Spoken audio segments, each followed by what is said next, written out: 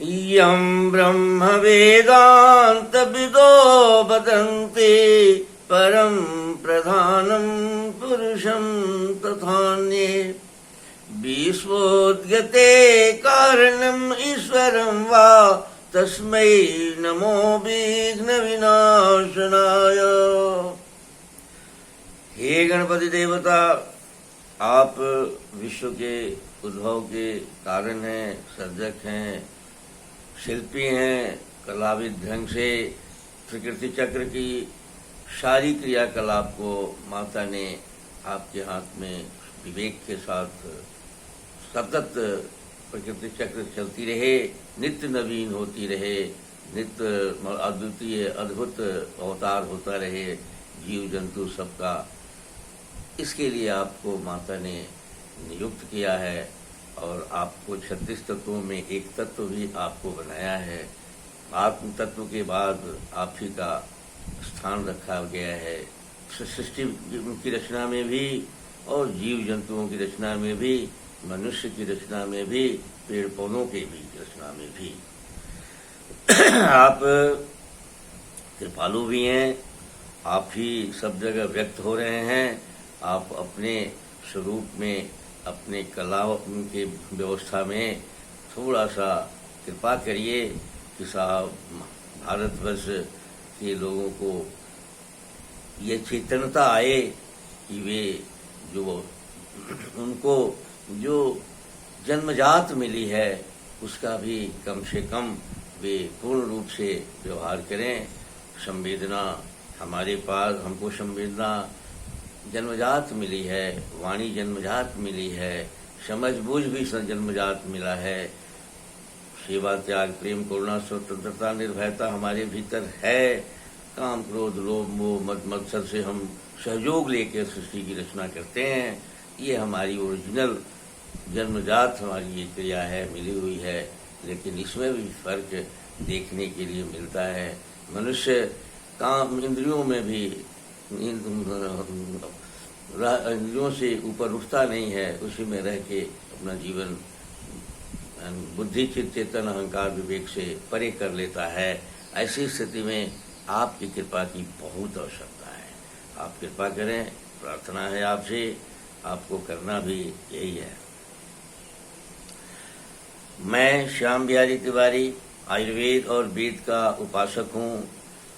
प्राचीन काल में हम लोग, हमारे पूर्वज जंगली थे, सभ्य हुए।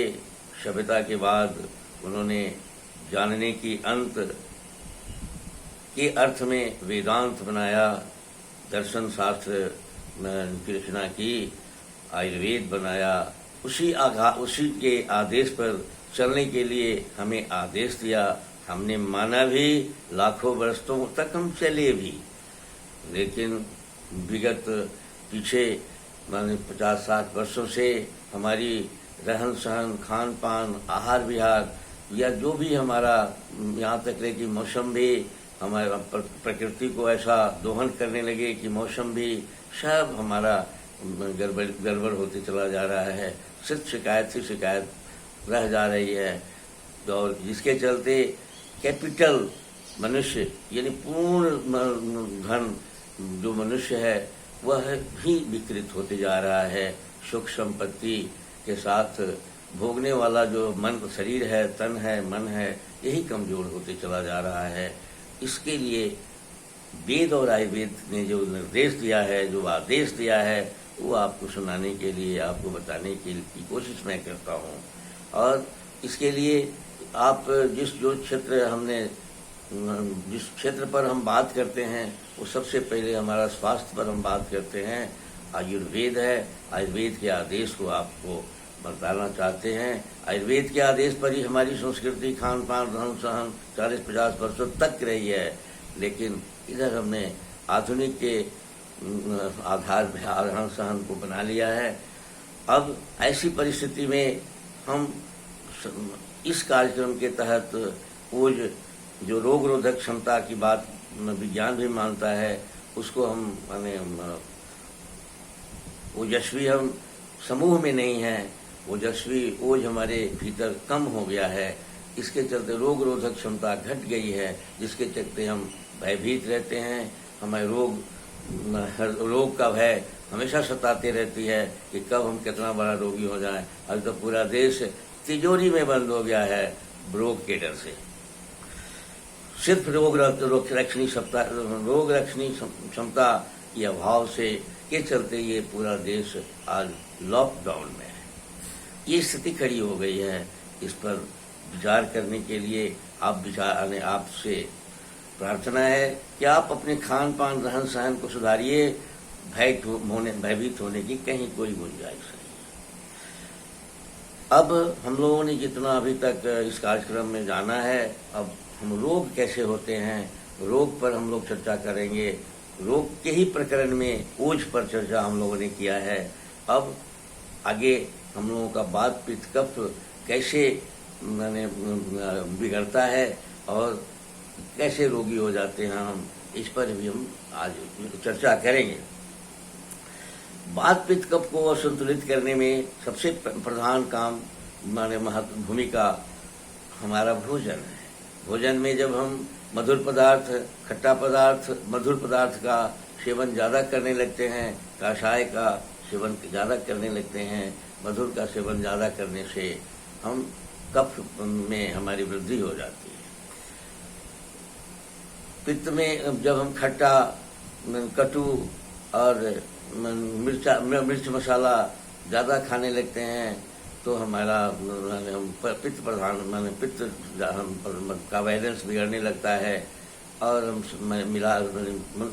मधुर के साथ संयमित ढंग से खट्टा, नमकीन और कटु का इस्तेमाल नहीं करते हैं, स्वाद का इस्तेमाल नहीं करते हैं तो पित्त बिगड़ जाता है हमारा।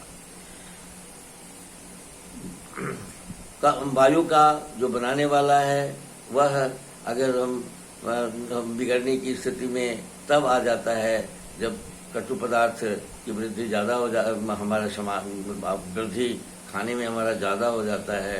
तिक्त पदार्थ बनाता है उसको हम इस्तेमाल नहीं करते क्योंकि वह उसका अपना सृजन का आधार पित्त वायु बनता है तिक्त पदार्थ से, तो तिक्त का हम सेवन ही नहीं करते हैं।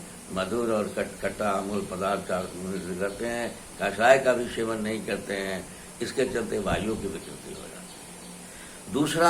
दूसरा कारण है इसको गड़बड़ होने का मौसम के अनुसार भी हमारा वात पित्त कफ का संतुलन बिगड़ते रहता है। इसलिए कि हम प्रकृति के साथ एकात्म संबंध में चलते हैं और उसी एकात्म संबंध को बनाए रखने के लिए मैं आपसे निवेदन करता हूँ। तो उस एकात्म संबंध में हमारे आहार विहार अगर उसी से एक तरह का रहता है तो वहाँ फिर मौसम के अनुसार भी हमारा ये वात पित्त कफ का असंतुलन होने लगता है। ऋतु के अनुसार भी हमारा असंतुलन होता जाता है। अब जो शरद ऋतु है, शिशिर ऋतु है, बसंत ऋतु है, मैंने चर्चा किया था इसमें कौन सा क्या बिगड़ता है। हमारी जीवन शैली जो है सुबह से शाम तक जो रहने की शैली है, ब्रह्म मुहूर्त का सेवन हमको लगभग हम भूलते चले जा रहे हैं। भोजन का जो टाइमिंग है उसको हम छोड़ते चले जा रहे हैं। 10 बजे तक ले खाना है, दोपहर में नहीं खाना है, क्योंकि प्रकृति हमारे साथ जुड़ के और हमारी अग्नि को स्थापित करती है तो उसका लाभ हमको लेने के लिए दोपहर में नहीं खाना है, रात में खाना है। और रात में भी हमको क्या खाना है, कैसे खाना है, इस पर हम विचार नहीं करते, जिसकी चर्चा मैंने पहले की है। हमारी प्रवृत्ति भी उसमें रोगी बनाने में हमको बहुत बड़ा कारण बन गया है। हम काल्पनिक हो गए हैं, ज़्यादा काम कम और सोचते ज़्यादा हैं, कल्पना ज़्यादा करते हैं, बात ज़्यादा करते हैं। हम व्यवहार में नहीं रहते हैं, श्रमशील नहीं रहते हैं। श्रमहीनता में हम एक्सरसाइज भी अलग से नहीं करते हैं। सारे लोग मिल योगासन इत्यादि भी नहीं करते हैं। श्रम की एक धारा टूट गई है, तो श्रम की धारा टूट जाने से भी हम बीमार हो जाते हैं। इन सब गड़बड़ियों से हमारे शरीर में एक प्रकार का आम रस बनता है, जिसको कि मॉडर्न साइंस टॉक्सिन कहता है। और आम रस जो आयुर्वेद आम रस कहता है, ये आम रस हमारे शरीर के चैनल को, हमारी क्रियाशीलता को सतत पैर से लेके सिर तक, सेल के निर्माण से सेल के विसर्जन तक, ओज तक, ये जो क्रिया हमेशा सतत चलती रहती है। इसमें जहाँ तहाँ वो अवरोध पैदा कर देता है आमरस, जो हम आयुर्वेद के हिसाब से बीमार भी पड़ जाते हैं। संयोग से मॉडर्न साइंस भी कहता है कि टॉक्सिन, आमरस को टॉक्सिन कहता है। टॉक्सिन जहाँ तहाँ बिगाड़ के मैंने हमारे पैथोलॉजिकल सिस्टम को बिगाड़ देता है, और हमारा कहीं यूरिया बढ़ जाता है, कहीं फास्फेट बढ़ जाता है, कहीं कुछ बढ़ जाता है। यानी आमरस मैंने जहाँ तहाँ ब्लॉक कर देता है, कभी हृदय की नस नाड़ी को रोक देता है, कभी किडनी के कार्यक्रम को प्रभावित कर देता है। तो ऐसी स्थिति में हम बीमार हो जाते हैं। और कंप्लीट रूप से मॉडर्न साइंस भले हमारे शब्दावली में बात ना करता हो, लेकिन वह भी कहता है कि हम ये जो भोजन, मौसम, ऋतु, जीवन शैली और हमारी प्रवृत्ति हमें बीमार करने में बहुत बड़ी भूमिका अदा करती है। आमरस की उत्पत्ति जब होने लगती है, हमारा चैनल जहाँ तहाँ जो क्रियाशील हमारी रस, रक्त, अस्थि, बज्जा, मेद, शुक्र बनाने की जो प्रक्रिया है, कार्य करने की प्रक्रिया है, मन की जो सोचने की प्रक्रिया है, नियंत्रण, मन पर काबू रखने की जो बातें हैं, ये सब जब खत्म हो जाती है तो हम बीमार हो जाते हैं। ये स्थिति हमारे साथ पैदा हो जाती है। यह इसके साथ ही आज का यह कार्यक्रम मैं आपको समर्पित करता हूँ। अगले बार में हम होने वाले इस रोग पे ही प्रकरण में अभी हम लोग कुछ विचार आप आगे बढ़ेंगे और कैसे इससे मुक्त होंगे, इस पर हम लोग विचार करते रहेंगे। धन्यवाद।